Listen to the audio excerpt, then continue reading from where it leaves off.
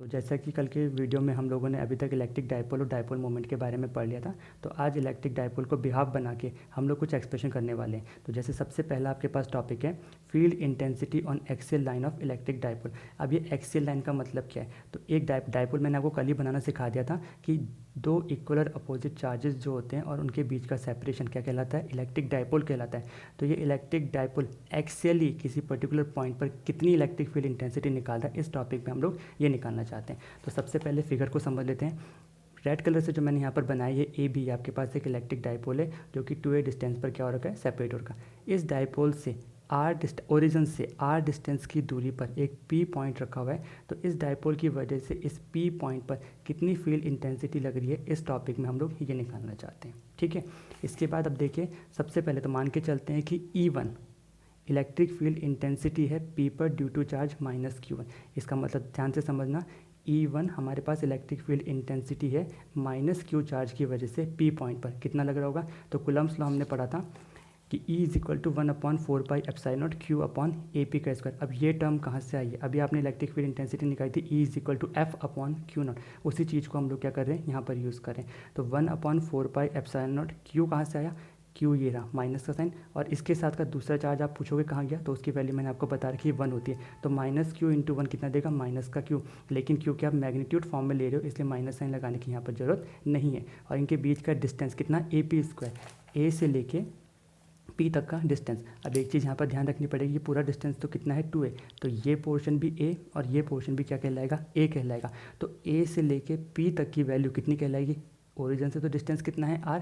इसमें a तक पहुँचने के लिए आपको क्या करना पड़ेगा? a को ऐड करना पड़ेगा। तो यहाँ पर ए पी की वैल्यू कितनी आ जाएगी आपके पास? r प्लस a का होल स्क्वायर। इसे आप फर्स्ट इक्वेशन मान लीजिए। सिमिलरली अब हमें दूसरे चार्ज की वजह से पी पॉइंट पर कितनी इलेक्ट्रिक फील्ड इंटेंसिटी लग रही है वो निकाल के बताना पड़ेगा। तो फॉर्मूला फिर से आपके पास सेम है कि E2 is equal to 1/4πε Q upon B P का स्क्वायर। पहले आपने ए से निकाला था तो डिस्टेंस आपने लिया था ए पी स्क्वायर। अब आप दूसरे चार्ज के लिए निकाले तो डिस्टेंस कितना बनेगा आपके पास? बी पी का स्क्वायर। अब इस बी पी की वैल्यू निकालनी पड़ेगी। हमें तो सिर्फ इतना पोर्शन चाहिए, ओरिजिन से यहाँ तक का डिस्टेंस आर है और ये पोर्शन ए है। तो अगर आर में से ए को माइनस कर देंगे तो आपको बी पी स्क्वायर मिल जाएगा। तो इस वैल्यू को हमने यहाँ पर पुटअप करा है कि 1/4π Q अपॉन आर माइनस ए का होल स्क्वायर। ये दोनों वैल्यूज़ हम लोगों को मिल गई हैं, एक माइनस Q की वजह से और एक प्लस Q की वजह से। लेकिन हमें अलग अलग नहीं निकालना है, हमें तो पूरे डाइपोल के लिए निकालना है। तो इसके लिए आपको एक कंडीशन याद करनी पड़ेगी।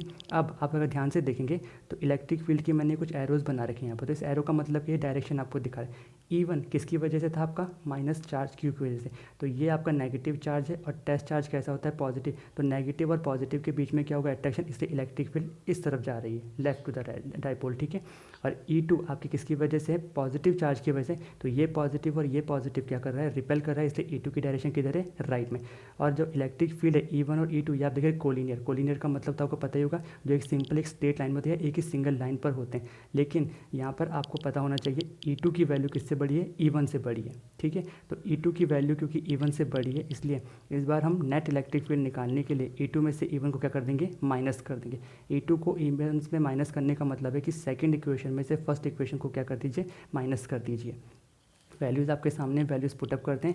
E2 की जगह वैल्यू है 1/4πε Q अपॉन आर माइनस ए का होल स्क्वायर माइनस साइन, और E1 की वैल्यू है 1/4πε Q upon are plus A का होल स्क्वायर। नेक्स्ट, अब इसके बाद Q अपॉन 4πε0 को हम लोगों ने क्या निकाल लिया? इसमें से कॉमन निकाल लिया। तो ब्रैकेट के अंदर कौन सी चीज़ें पड़ जाएंगी? 1/r माइनस ए का होल स्क्वायर माइनस साइन वहाँ पर पहले से था 1/r प्लस ए का होल स्क्वायर। ये क्वांटिटी ब्रैकेट के अंदर बच जाएगी। इन दोनों में आप लोग क्या लीजिए? एलसीएम लीजिए। जब एलसीएम लोगे तो एलसीएम आएगा R square minus A square का होल स्क्वायर। अब एलसीएम लेने के बाद इस तरफ आपके पास क्वांटिटी क्रॉस मल्टीप्लाई करके आर प्लस ए का होल स्क्वायर, और यहाँ पर आएगी आर माइनस ए का होल स्क्वायर। इन दोनों के होल स्क्वायर को खोला तो इसमें ए प्लस बी का होल स्क्वायर और इसमें ए माइनस बी का होल स्क्वायर खोला, तो हमारे पास कुछ ऐसी टर्म्स बनेंगी।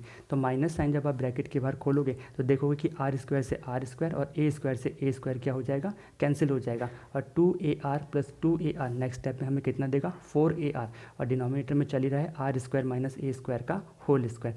इसके बाद 4AR को आप क्या लिख सकते हो? तो इसे हम ब्रेक करके 2A इंटू 2R की फॉर्म में क्या कर सकते हैं? लिख सकते हैं। अब Q into 2A, Q into 2A हमारा क्या कहलाता है? Dipole moment. हमने पीछे पिछली वीडियो में पढ़ा था कि Q इंटू टू ए क्या कहलाता है, डायपोल मोमेंट कहलाता है। तो उसी चीज़ को यूज़ करते हुए आप Q इंटू टू ए को यहाँ पर किससे रिप्लेस कर देंगे, P से।